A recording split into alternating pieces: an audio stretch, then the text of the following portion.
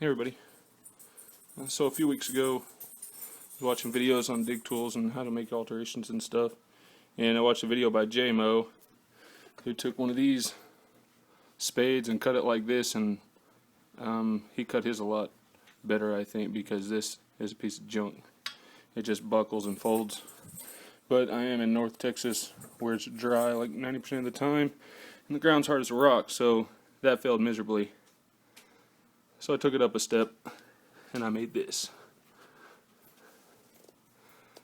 I got bored at work today and decided that I was going to make my own dig tool. So I got online and started looking at some Predator tools and kind of mocked this after the Piranha.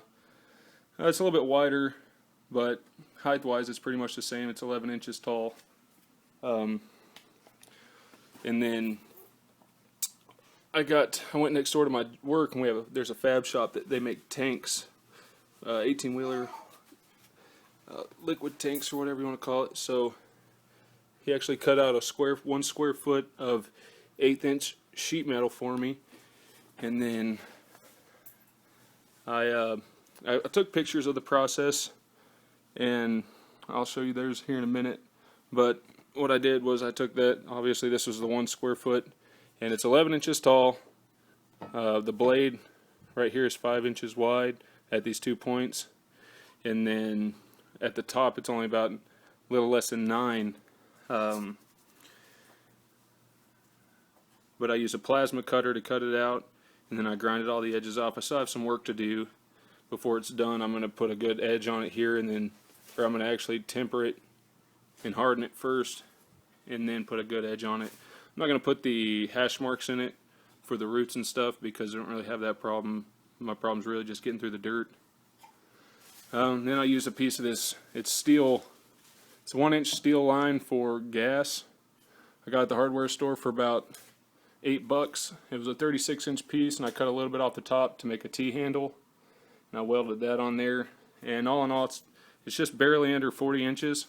Here, this is a 90-degree coupling. What I did was I just welded the living crap out of it. You can see I'm not exactly the best welder, but you can tell right there I got good penetration, so it's never going to come off. There are a few things I might have done a little different, but for my first attempt I'd say it's pretty good. It only weighs about 3.5 pounds, maybe 4 pounds, so it's not too heavy, and I don't think it's going to fall apart anytime soon. But anyways, I'll show you the pictures of the everything that I did, and tell me how you like it. Oh, and I'll put a link to JMO's video that I watched. Maybe you can make your own version of this better. Who knows? Alright, so this is the 1 square foot 1/8 inch piece of steel that I started off with. This is the pattern that I drew up. The top part that's a 2-inch line at the top, and then the heel, that's eventually going to be the heel. It's from the center, it's 4.5 inches to either side, and then where the cutout is at the bottom, it's for the blade, it's 2.5 inches to either side, so the heel is 2 inches further out than the left and the right point of the blade. And then all I did was go in between half of that and the end of the heel to make the diagonal line going up to the top of the blade. And then here you can see I used a plasma cutter to cut it all out with. And right there at the bottom under it, you can see with the board that I used to make straight lines. And then there's the bend that I put in at the top for the heel. All I did was put it in a vise, and I used an acetylene torch to heat it up.